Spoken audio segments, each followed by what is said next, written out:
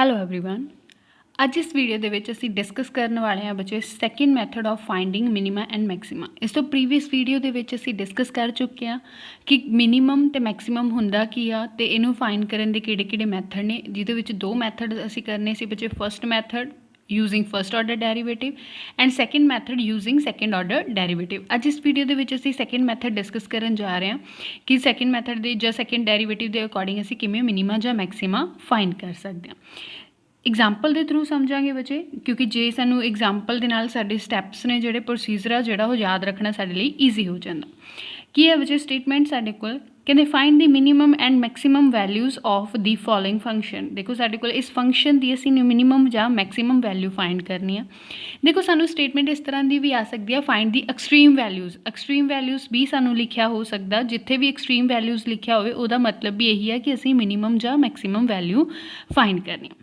ਹੁਣ ਸਭ ਤੋਂ ਪਹਿਲਾਂ ਤਾਂ ਪ੍ਰੋਸੀਜਰ ਵਿੱਚ ਉਹੀ ਰਹੇਗਾ, ਕਹਿੰਦੇ ਜਦੋਂ ਮਿਨੀਮਮ ਜਾਂ ਮੈਕਸਿਮਮ ਫਾਈਂਡ ਕਰਨਾ ਤਾਂ ਸਭ ਤੋਂ ਪਹਿਲਾਂ ਸਾਨੂੰ ਡੈਰੀਵੇਟਿਵ ਇਹਦਾ ਫਾਈਂਡ ਕਰਨਾ ਪਏਗਾ, ਕਿਉਂਕਿ ਡੈਰੀਵੇਟਿਵ ਹੀ ਦੱਸਦਾ ਬੱਚੇ ਰੇਟ ਆਫ ਚੇਂਜ ਕੀ ਸੀਗਾ, ਕਿੱਥੇ ਇਨਕਰੀਜ਼ ਕੀਤਾ ਕਿੱਥੇ ਡਿਕਰੀਜ਼ ਕੀਤਾ। ਜੇ ਇਨਕਰੀਜ਼ ਡਿਕਰੀਜ਼ ਪਤਾ ਲੱਗੂ ਤਾਂ ਹੀ ਉਹਦਾ ਹਾਈਐਸਟ ਪੁਆਇੰਟ ਪਤਾ ਲੱਗੂ।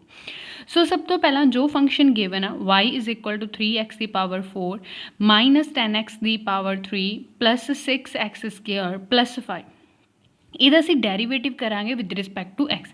ਬੱਚੇ y ਦਾ ਡੈਰੀਵੇਟਿਵ dy/dx = 3x ਦੀ ਪਾਵਰ 4। ਦੇਖੋ x ਦੀ ਪਾਵਰ 4, 3 ਤਾਂ ਕੌਨਸਟੈਂਟ ਹੈ, ਇਹ as it is. x the power 4 the derivative 4x the power 3। ਜਿਹਨੂੰ ਡੈਰੀਵੇਟਿਵ 'ਚ ਕੋਈ ਪ੍ਰੋਬਲਮ ਆ ਬੱਚੇ ਡੈਰੀਵੇਟਿਵ ਦੀ ਵੀਡੀਓ 'ਤੇ ਜਾ ਕੇ ਦੇਖ ਸਕਦਾ, ਉਹਦੇ ਵਿੱਚ ਸਾਰੇ ਫਾਰਮੂਲੇ ਅਸੀਂ ਡਿਸਕਸ ਕੀਤੇ ਹੋਏ ਨੇ ਕਿ ਕਿਸੇ ਫੰਕਸ਼ਨ ਦਾ ਡੈਰੀਵੇਟਿਵ ਅਸੀਂ ਕਿੱਦਾਂ ਕਰਨਾ।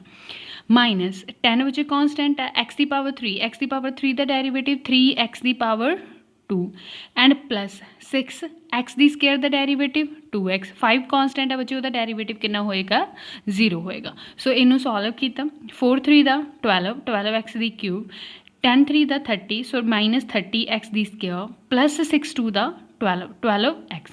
ਇਹ ਕੀ ਆ ਗਿਆ ਸਾਡੇ ਕੋਲ ਫਸਟ ਆਰਡਰ ਡੈਰੀਵੇਟਿਵ। ਦੇਖੋ ਹੁਣ ਇੱਥੋਂ ਚੇਂਜ ਆ ਜਾਣਾ, ਕਹਿੰਦੇ ਜਿਹੜਾ ਅਸੀਂ ਫਸਟ ਮੈਥਡ ਕੀਤਾ ਸੀ, ਫਸਟ ਡੈਰੀਵੇਟਿਵ ਮੈਥਡ ਕੀਤਾ ਸੀ, ਉਹਦੇ ਵਿੱਚ ਅਸੀਂ ਨੇ ਕੀ ਕੀਤਾ ਨੈਗੇਟਿਵ ਪੋਜ਼ੀਟਿਵ ਸਿੰਬਲ ਦੇਖੇ ਸੀ ਕਿ first order derivative negative to positive ਜਾ ਰਿਹਾ ਜਾਂ ਪੋਜ਼ੀਟਿਵ ਟੂ ਨੈਗੇਟਿਵ ਜਾ ਰਿਹਾ ਜਾਂ ਸਟੇਬਲ ਰਹਿ ਰਿਹਾ, ਨਾ ਚੇਂਜ ਨਹੀਂ ਹੋ ਰਿਹਾ ਕੋਈ ਸਾਈਨ। ਕਹਿੰਦੇ ਇੱਥੇ ਅਸੀਂ ਨੇ ਕੀ ਕਰਨਾ ਬੱਚੇ, ਇਹਨੂੰ ਫਸਟ ਆਰਡਰ ਡੈਰੀਵੇਟਿਵ ਨੂੰ ਇਕੁਅਲ ਟੂ 0 ਰੱਖ ਕੇ x ਦੀ ਵੈਲਿਊ ਕੱਢਣੀ ਆ। ਜਿਹੜੀਆਂ x ਦੀਆਂ ਵੈਲਿਊਜ਼ ਆਉਣਗੀਆਂ ਉਹ 'ਤੇ ਚੈੱਕ ਕਰਨਾ ਕਿ ਸੈਕਿੰਡ ਡੈਰੀਵੇਟਿਵ ਕਿਵੇਂ ਬਿਹੇਵ ਕਰ ਰਿਹਾ, ਉਹਦੇ ਅਕੋਰਡਿੰਗ ਅਸੀਂ ਕੰਡੀਸ਼ਨਾਂ ਜਿਹੜੀਆਂ ਉਹ ਡਰਾਈਵ ਕਰਾਂਗੇ। ਸਭ ਤੋਂ ਪਹਿਲਾਂ ਕੰਮ ਇਹੀ ਹੈ ਬੱਚੇ ਸਾਡਾ, ਕਹਿੰਦਾ ਜਿਹੜਾ ਫਸਟ ਆਰਡਰ ਡੈਰੀਵੇਟਿਵ ਆਇਆ ਉਹਨੂੰ ਇਕੁਅਲ ਟੂ 0 ਰੱਖੋ। ਸਾਡਾ ਫਸਟ ਆਰਡਰ ਡੈਰੀਵੇਟਿਵ ਇਹੀ ਆਇਆ, ਇਹਨੂੰ ਇਕੁਅਲ ਟੂ ਮੰਨ ਲਓ 0 ਦੇ। ਜਦੋਂ ਇਕੁਅਲ ਟੂ 0 ਰੱਖਿਆ ਤਾਂ ਦੇਖੋ ਬੱਚੇ ਇਕੁਏਸ਼ਨ ਕੀ ਬਣੇਗੀ। ਪਹਿਲਾਂ ਤਾਂ ਇਹਦੇ ਵਿੱਚੋਂ ਵੈਲਿਊਜ਼ ਕੱਢਣੀਆਂ ਨੇ x ਦੀਆਂ, ਮਤਲਬ x ਦੇ ਰੂਟ ਕੱਢਣੇ ਆ। ਤਾਂ ਕੀ ਕਰ ਰਹੇ ਹਾਂ, x ਨੂੰ ਕਾਮਨ ਕੱਢ ਸਕਦੇ ਹਾਂ। ਦੇਖੋ x ਨੂੰ ਜੇ ਕਾਮਨ ਕੱਢਿਆ ਟਰਮ ਬਣ ਜੂਗੀ, x ਨੂੰ ਵੀ ਨਾਲ ਵਜੇ ਸਾਡੇ ਕੋਲ 6 ਵੀ ਕਾਮਨ ਨਿਕਲ ਲਿਆ, 6 ਕੱਢ ਲਓ। 3 ਕਾਮਨ ਨਿਕਲ ਲਿਆ ਤਾਂ 3 ਕੱਢ ਲਓ। ਦੇਖੋ 3 ਕਾਮਨ ਕੱਢ ਲੈਂਦੇ ਹਾਂ ਅਸੀਂ, ਇਹਦੇ ਵਿੱਚੋਂ 3 ਕੱਢਿਆ ਅਤੇ ਵਜੇ x ਕਾਮਨ ਕੱਢ ਲਿਆ ਤਾਂ ਪਿੱਛੇ ਕੀ ਬਚੇਗਾ 12 ਦੇ ਵਿੱਚੋਂ 3 ਬਾਹਰ ਚਲਿਆ ਗਿਆ ਤਾਂ ਅੰਦਰ ਬਚੇਗਾ 4x। ਇੱਕ x ਬਾਹਰ ਚਲੀ ਗਈ ਤਾਂ ਅੰਦਰ ਕੀ ਬਚੇਗਾ x ਦੀ ਸਕੇਅਰ। -30 ਦੇ ਵਿੱਚੋਂ 3 ਬਾਹਰ ਗਿਆ ਤਾਂ ਅੰਦਰ ਬਚੇਗਾ 10x, ਕਿਉਂਕਿ ਵਿੱਚ ਇੱਕ x ਵੀ ਬਾਹਰ ਚਲਾ ਗਿਆ ਤਾਂ 10x +12 = 0। ਹੁਣ ਦੇਖੋ ਜਦੋਂ ਸਾਡੇ ਕੋਲ ਦੋ ਵੈਲਿਊਜ਼ ਦੀ ਪ੍ਰੋਡਕਟ 0 ਆ, ਇਸ ਦਾ ਮਤਲਬ ਜਾਂ ਤਾਂ ਪਹਿਲੀ ਵੈਲਿਊ 0 ਹੋ ਜਾਂ ਦੂਸਰੀ ਵੈਲਿਊ 0 ਹੋ। ਸੋ ਜਾਂ ਤਾਂ ਇੱਥੋਂ ਬੱਚੇ ਸਾਡੇ ਕੋਲ 3x = 0 ਹੋ ਜਾਂ ਫਿਰ 4x² - 10x +12 = 0 ਹੋਏਗਾ। ਠੀਕ, ਹੁਣ ਜੇਕਰ 3x = 0 ਤਾਂ x ਦੀ ਵੈਲਿਊ ਕਿੰਨੀ ਆ ਗਈ 0। ਸੋ ਇਸ ਇਕੁਏਸ਼ਨ ਦਾ ਇੱਕ ਰੂਟ ਸਾਡੇ ਕੋਲ ਕਿੰਨਾ 0। ਹੁਣ ਜਿਹੜੀ ਆ ਇਕੁਏਸ਼ਨ ਆ ਵਿੱਚ ਕੁਆਡਰੈਟਿਕ ਇਕੁਏਸ਼ਨ ਆ, ਇਹਨੂੰ ਇਸ ਇਕੁਅਲ ਟੂ 0 ਪਿਆ ਤਾਂ ਅਸੀਂ ਵੈਲਿਊਜ਼ ਕੱਢਣੀਆਂ ਨੇ x ਦੀਆਂ। ਦੇਖੋ ਬਹੁਤ ਸਾਰੇ ਮੈਥਡ ਨੇ, ਮਿਡ ਟਰਮ ਸਪਲਿਟ ਕਰ ਲਓ, ਸਾਡੇ ਕੋਲ ਡਿਸਕ੍ਰਿਮੀਨੇਟ ਵੈਲਿਊ ਜਿਹੜਾ ਫਾਰਮੂਲਾ ਉਹ ਵਾਲਾ ਯੂਜ਼ ਕਰ ਸਕਦੇ ਹਾਂ, ਜਾਂ ਫਿਰ ਕੋਈ ਇਹੋ ਜਿਹਾ ਪੇਅਰ ਬਣਾ ਲਓ ਜਿਹਨਾਂ ਦੀ ਪ੍ਰੋਡਕਟ ਵਗੈਰਾ ਕਰੇ ਅਤੇ ਸਾਨੂੰ ਆਨਸਰ ਆ ਜਿਹੜਾ ਉਹ ਫਾਰਮ ਹੁੰਦਾ ਹੋਵੇ। ਇੱਕ ਮਿੰਟ ਬੱਚੇ, ਇੱਥੇ 12 ਸੀ, 12 3 ਗਿਆ, ਇੱਥੇ 4 ਬਚੇਗਾ, ਸੌਰੀ ਇੱਥੇ 4। ਹਾਂਜੀ, ਅੱਗੇ ਹੁਣ ਇਹਦੇ ਰੂਟ ਬਣਾਉਣੇ ਆ ਬੱਚੇ। ਕਹਿੰਦੇ ਦੇਖੋ ਮਿਡ ਟਰਮ ਸਪਲਿਟ ਕਰੀਏ, 10 ਨੂੰ ਅਸੀਂ ਲਿਖ ਸਕਦੇ ਹਾਂ 8x - 2x, ਤਾਂ ਇਹ ਟਰਮ ਸਾਡੇ ਕੋਲ ਹੋ ਜਾਏਗੀ 4x ਦੀ ਸਕੇਅਰ -8x - 2x +4 = 0। ਦੇਖੋ ਫਸਟ 2 ਟਰਮ ਦੇ ਵਿੱਚੋਂ 4 ਕਾਮਨ ਨਿਕਲ ਰਿਹਾ, 4x ਅੰਦਰ ਕੀ ਬਚੇਗਾ x - 2। ਪਿਛਲੀਆਂ 2 ਟਰਮ ਦੇ ਵਿੱਚੋਂ 2 ਕਾਮਨ ਨਿਕਲਿਆ, ਅੰਦਰ ਕੀ ਬਚੇਗਾ x - 2। ਤਾਂ ਇਹਦੇ ਫੈਕਟਰਸ ਕੀ ਆ ਗਏ 4x - 2 ਐਂਡ x - 2। ਬੱਚੇ ਤੋਂ ਹੀ ਸਾਨੂੰ ਰੂਟ ਮਿਲਦੇ ਹੁੰਦੇ ਆ। ਸੋ ਇੱਕ ਰੂਟ ਸਾਡੇ ਕੋਲ ਕੀ ਆ ਗਿਆ x = 2 तो दूसरा रूट क्या आ गया 4x माइनस 2 जो इक्वल टू 0 रखोगे 4x माइनस 2 जो इक्वल टू 0 रखिया तो x की वैल्यू आ जाएगी 2/4 मतलब कटिंग करके 1/2। इसका मतलब एक्स दी साढ़े कोल 3 वैल्यूज़ आ गई एक तो 0 आई आ एक बच्चे 1/2 आई आ एक साढ़े कोल कितनी आई आ सिंपल 2 आई आ।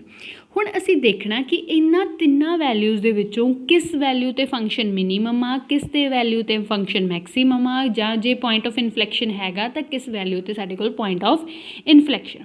तो ये की करांगे बच्चे हुण सैकेंड मैथड यूज़ कर रहे हैं सैकेंड ऑर्डर डेरीवेटिव तो एक बारी इहदा डेरीवेटिव फंक्शन का होर करांगे। देखो फर्स्ट ऑर्डर डेरीवेटिव साढ़े कोल कितना आया सी वो तो अगे ही असी प्रोसीड करना 12x दी cube minus 30x square plus 12x जिहड़ा फर्स्ट ऑर्डर डेरीवेटिव आया सी इहदा एक बारी डेरीवेटिव होर करो कहते इहदा सिंबल की हो जाता बच्चे सैकेंड ऑर्डर डेरीवेटिव दा second derivative with respect to x is equal to देखो 12 कांस्टेंट अगेन x दी क्यूब मतलब x की पावर 3 दा डेरिवेटिव 3x दी square minus 30 constant as it is x square दा डेरिवेटिव 2x प्लस 12x बचे 12x दा डेरिवेटिव 12 क्योंकि x दा डेरिवेटिव साडे कोल की हुंदा 1 अगेन इनू सॉल्व किया बन गया बच्चे 36 x the square minus 60x plus of 12 देखो ये हो गया साडा सैकेंड ऑर्डर डेरीवेटिव की किया सब तो पहला बच्चे फर्स्ट ऑर्डर डेरीवेटिव रखा उन्होंने इक्वल टू 0 रखा 0 रख के एक्स दी तीन जिन्नियां वैल्यूज़ निकलदियां ने उन्नियां वैल्यूज़ कढ़ लियां फिर उस तो बाद ये सैकेंड ऑर्डर डेरीवेटिव किया सैकेंड ऑर्डर डेरीवेटिव का एक आंसर लिख लिया।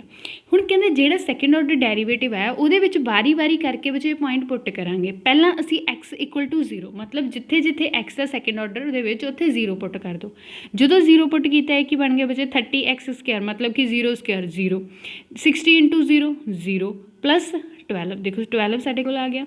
हुण पॉजिटिव कहते बच्चे इत्थों कंडीशन लगनियां स्टार्ट हो जांदियां ने जेकर सैकेंड ऑर्डर डेरीवेटिव की वैल्यू सैकेंड ऑर्डर डेरीवेटिव की वैल्यू साढ़े कोल पॉजिटिव आ रही है जिवें इत्थे 12 आई आ तो यह पॉजिटिव नंबर आ तो हमेशा ही जिहड़ा पॉइंट पुट करन तो बाद सानूं पॉजिटिव मिलिया उस पॉइंट ते फंक्शन की होएगा मिनीमम होएगा मतलब जे सैकेंड ऑर्डर पॉजिटिव आ रहा तब उस पॉइंट ते सानू फंक्शन किहड़ी वैल्यू देगा मिनीमम वैल्यू देगा।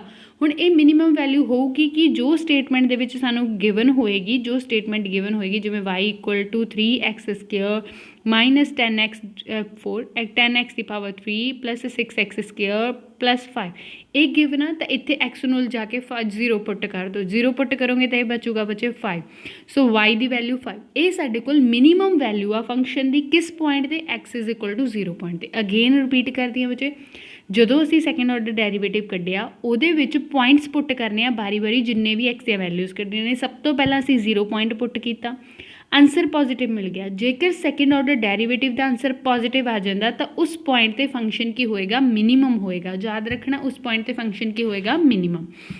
नैक्सट बच्चे अगला पॉइंट हुण अगेन सैकेंड ऑर्डर डेरीवेटिव दे विच नैक्सट पॉइंट पुट करके देखना हुण नैक्सट पॉइंट किहड़ा आया सी साडे कोल 1/2 पुट कर लेना है बच्चे देखो सैकेंड ऑर्डर डेरीवेटिव कितना 36x दी स्क्वायर माइनस 60x प्लस 12 की पुट करना है x नूं 1/2 ये बन जाएगा 30 इंटू 1/2 का स्क्वायर 1/2 का स्क्वायर 1/4 माइनस 60 x की वैल्यू 1/2 भरनी है प्लस ऑफ 12 कटिंग हो रही है बच्चे 9 ते गया आ गया साडे कोल 30 सो ये बच गया 9 माइनस 30 प्लस ऑफ 12 राइट।